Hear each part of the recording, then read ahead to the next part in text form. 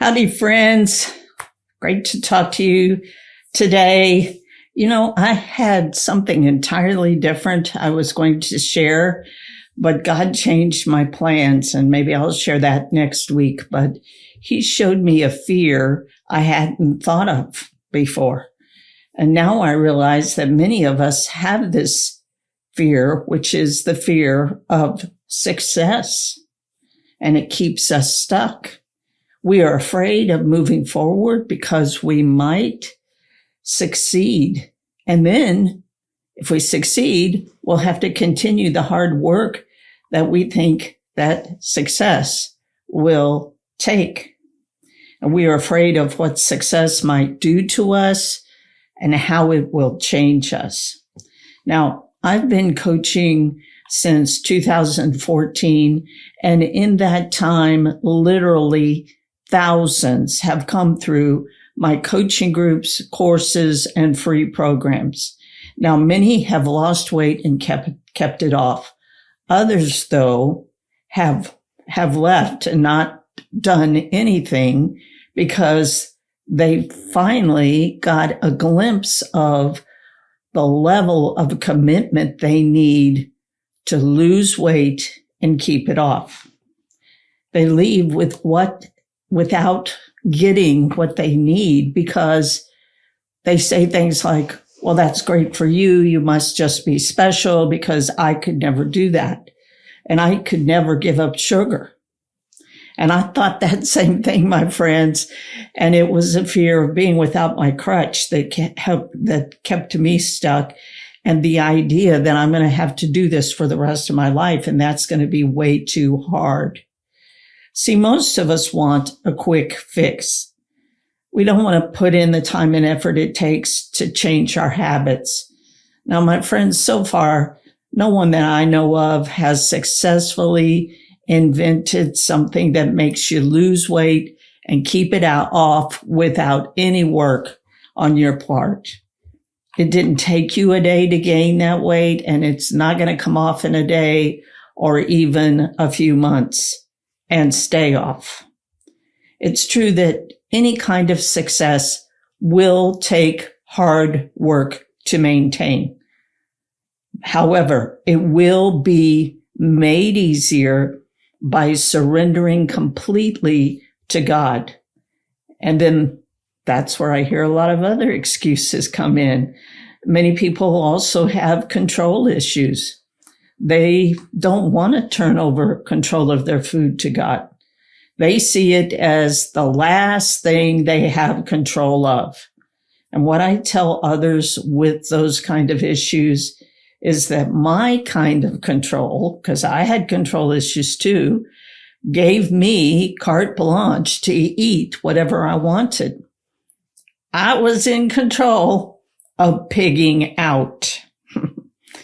And in reality, it got to the place that I was not in control of food in any way, shape, or form. The foods I loved were in control of me. Surrendering control of what I eat to God was the best thing I've ever done. Listening to His advice on every aspect of my life has made me realize how out of control I was.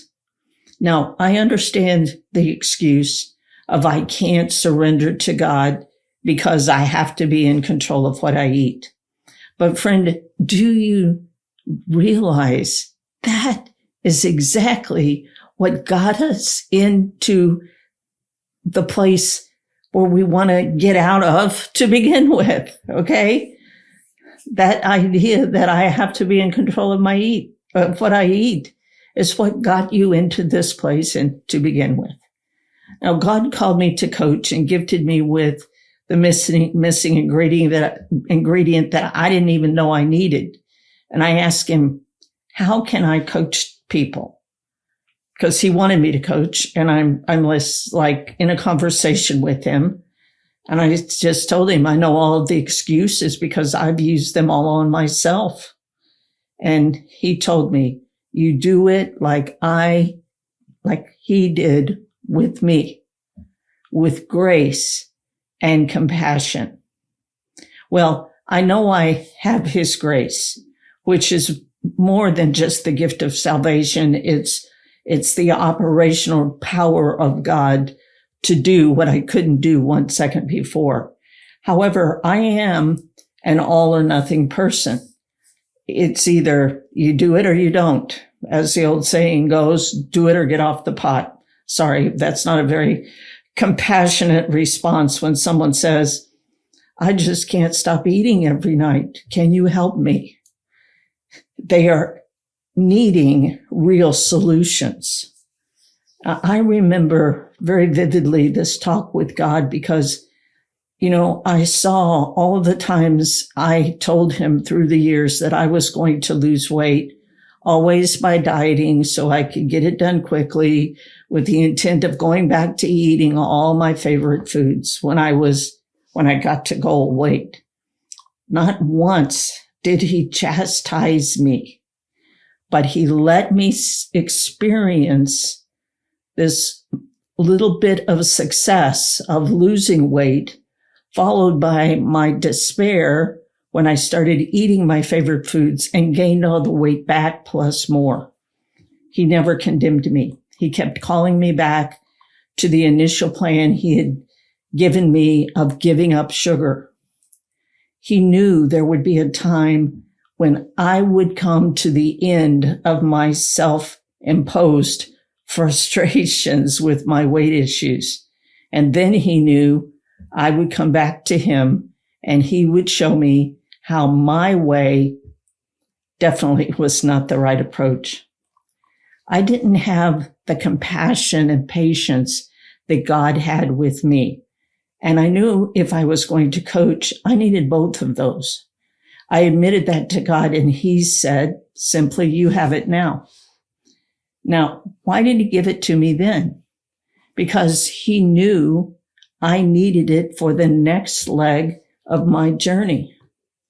Now, one of my favorite verses about the compassion of God is Isaiah 54:10 that says, though the mountains be shaken and the hills be removed, yet my unfailing love for you will not be shaken, nor my covenant of peace be removed, says the Lord who has compassion on you. And then when God showed me 2 Corinthians 1:3-4, I understood why, as a coach, I needed compassion. It says, praise be to the God and Father of our Lord Jesus Christ, the Father of compassion and the God of all comfort, who comforts us in all our troubles, so that we can comfort those in any trouble with the comfort we ourselves receive from God. See, I have compassion. You have compassion from God so that we can pass that compassion on to others. One of my favorite things to do in my coaching group is to help individuals through a process where we work with God to discover the core issues that are holding them back. Those times are always highlights for me. But then my compassion also becomes a deep pain when people just don't get it. And God modeled his compassion to me by letting me continue to do what I wanted to do until I finally came to the end of my rope. Now, I realize I have to allow people to do that too, and that's hard, friends. I can't force anyone to do something they don't want to do. If they don't want to surrender to God, I can't make them. I can only share with them the extreme difference that has made in my life. They have their excuses as to why they can't surrender. And I just have to wait them out. That's where patience comes in. What is so cool to me is when someone who has been in our group for a long time, finally gets over their fear of success and starts down that path to victory. I don't know why it takes some longer, but I am so happy that God gave me the patience to wait, knowing that their breakthrough is just around the corner. When I first started coaching, there was a woman who didn't want to share in the group. She was really closed about her life. I wasn't sure why she was there, except that I knew she was very overweight, morbidly obese to be exact, and said that she wanted to stop the control that food had on her. And the control was really strong, my friends. I prayed for her daily. It was like she wanted to continue to be the victim, but she wanted to be free as well. So if she never reached for success, she could stay sad, lonely, and depressed. At least it wouldn't take any effort on her part. Her issue was, I think, fear of success and fear of what change might mean for her. She was even, and she told me this, she was afraid of Jesus, even though she had invited him into her heart, and she was afraid of others. During this time, and shortly after it, God gave me a short story, which I have adapted through the years. And I just am praying that the Lord will use this story to reach those who really want to come out of their comfortable hiding places, but are afraid of success. Only God can help you overcome your fear if that's you.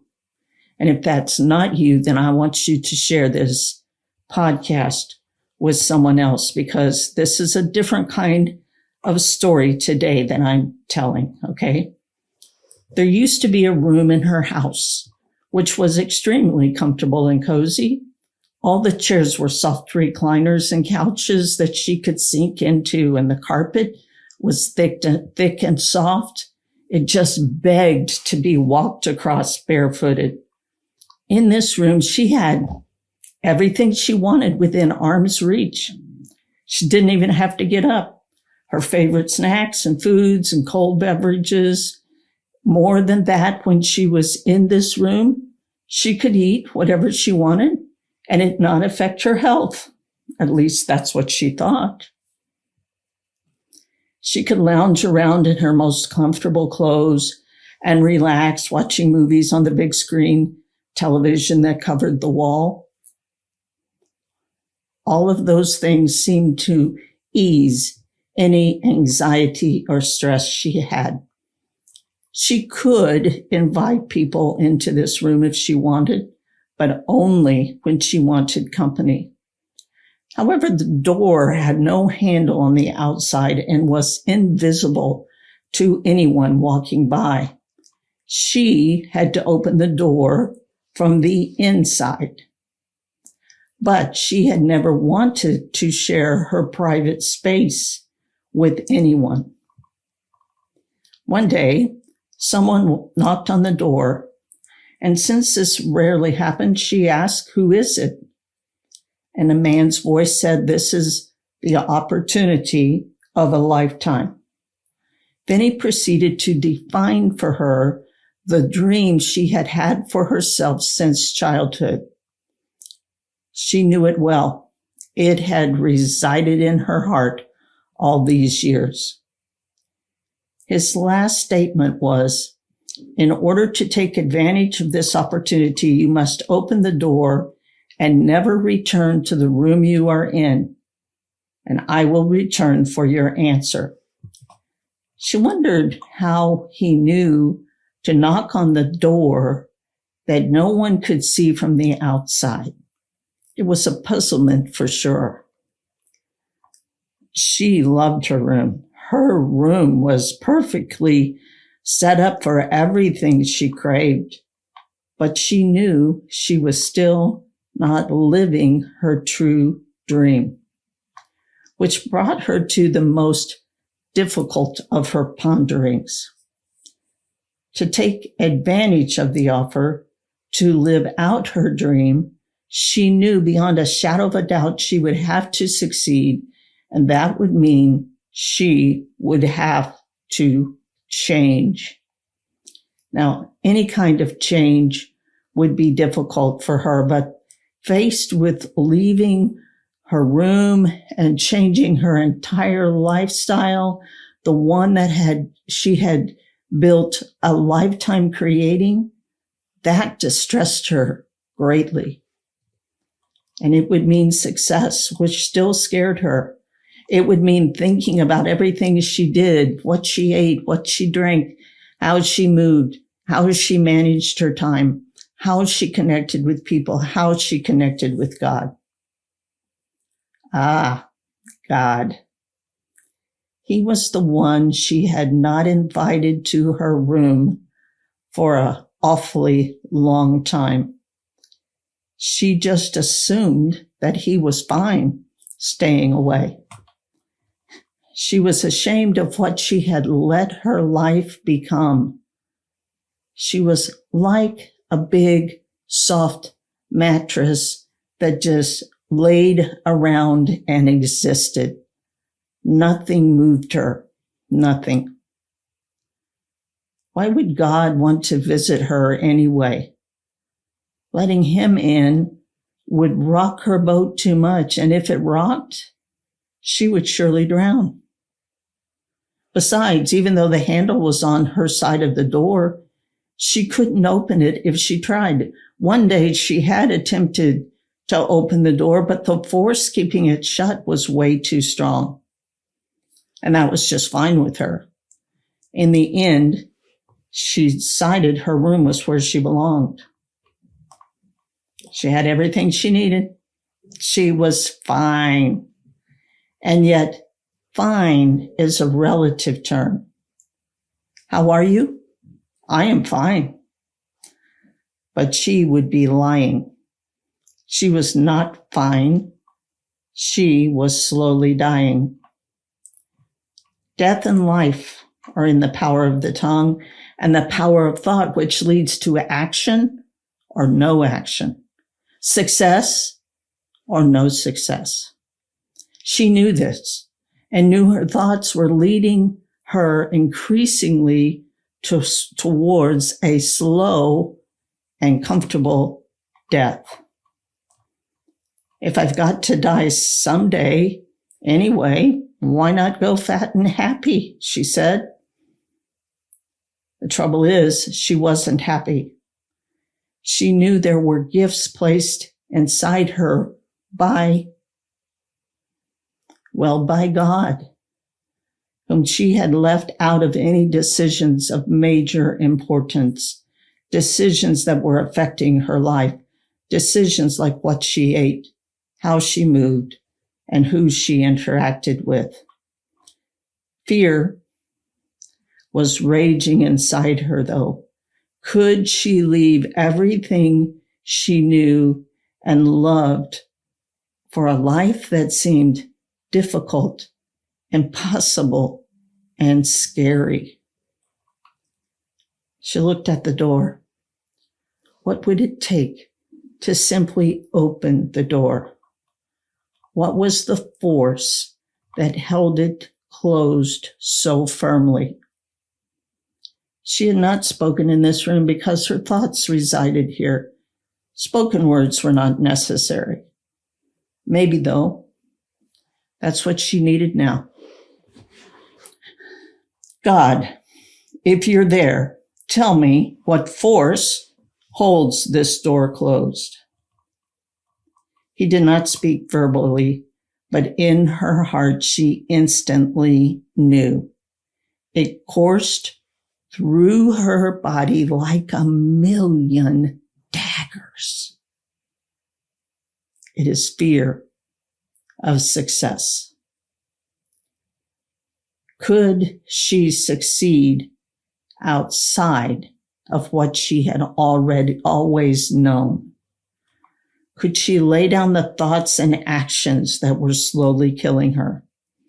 Could she move outside of her comfort zone? Could she do it if on the other side of the door of fear was life and reality and dreams fulfilled? Could she? This feeling of despair engulfed her. Moving outside of all that was familiar and comfortable, her own thoughts and creations felt impossible. It felt as if changing her lifestyle would be changing who she was. Yet, who was she really? Was she what she did? Was she all the hats that she wore? Was she the things she craved, cooked, and ate? Maybe it's as simple as being me, she said to herself. Yet who am I really? Will I even like the real me? And therein was the fear. When she thought about stepping outside the room, she felt naked, exposed, and vulnerable. To go for her dreams felt way too scary. She might fail. She might fall flat on her face like she always had any time she had tried to be successful. And yet, I am dying here, she said out loud. The knock on the door was soft, but she knew it was him. I am here, she said. Are you ready to open the door? He asked. She tried to turn the handle, but it wouldn't budge. I am trying, but the force preventing it from opening is too strong. I can't do it. And she sank to the floor and sobbed. Do you want me to come in? His voice was soft and soothing. Yes. And instantly he was there with her in her room, the room where no one had ever been except her, the room she was afraid to open to anyone. She looked into his eyes and without speaking told him she was sorry for all the times she'd been afraid of him and stayed away from him. Instantly, she knew all was forgiven. Are you ready to go? He asked. Well, how do I get out of this room? And she stood staring at the door. I am the door, he said, as he stepped in front of the door of fear. I am the door. All you need to do is go through me and you will have abundant life beyond what you can imagine. So by faith, she walked up to him through grace and out into the real world. On the other side were all of the changes she knew would be there. And though she felt some anxious thoughts for a moment, she continued walking. In a moment, he was by her side. Oh, I'm so glad you're here, she said. I was afraid I had to do this all alone. He said, if there's one thing you should remember and never forget, I am with you always. I will be your guide through this life if you will let me, if you will listen to me and follow my voice. But how will I know it's you? She asked. You will know. You are in my fold now. Those in my flock recognize my voice and follow it. You will not always see me, but I am always here. Call to me and I will answer you and tell you remarkable secrets you do not know. I will guide you and I will be the voice saying, wait, this is the path over here. Walk here if you wander off and head in the wrong way.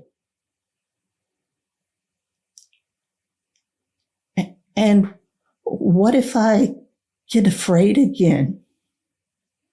She said, soft and low. Then you come to me again and ask forgiveness. You need not fear anything you've done or will do. My grace covers it all. Perfect love expels all fear. If you are afraid, it is for fear of condemnation. But I promise that I will never condemn you. You need not fear because you know and have experienced the truth which sets you free. I've prepared the way for you. All you need to do is walk in it. Move forward. Listen to my voice. I am with you. And as she took a step and then another, she began to see the beauty around her. There was the laughter from children, the blue sky, the trees, the clouds, the flowers. She saw opportunities to live and have purpose. Her heart filled with gratitude for the one who took the time to come to her, reach out to her, and invite her to take that first risky step of faith. Her life was whole. There were no more rooms of comfort behind locked doors of fear. She had begun to live. She would never be the same again. Now, my friend, I want to ask you, what is in your room of comfort that keeps you shut away from others and God? This entire podcast was just meant to be thought-provoking, and I hope that's what it's been for you. But God doesn't want you to stay in your room behind your locked door, afraid. More than anything, both He and I want freedom for you. So I would be remiss after a story like this if I didn't invite you to join me in my Overcomers Academy just by going to teresashieldsparker.com/overcomers. If you need one-on-one coaching, send an email to info@teresashieldsparker.com and we'll get back to you with those kind of details. But right now, I do want to pray a prayer or share a prayer with you that you can pray, okay? Jesus, I am afraid of success. I am stuck in a room of my own making. It seems comfortable, but it allows me to do whatever I want whenever I want. I thought I was happy, but now I realize I am not. I am a prisoner. More than anything, Jesus, I want to be free from this bondage I have created. I need you. I want you. I surrender completely to you, Jesus. Rescue me from this hell of my own making, and I will follow you. Selah, my friends. Until next week, sweet grace for your journey.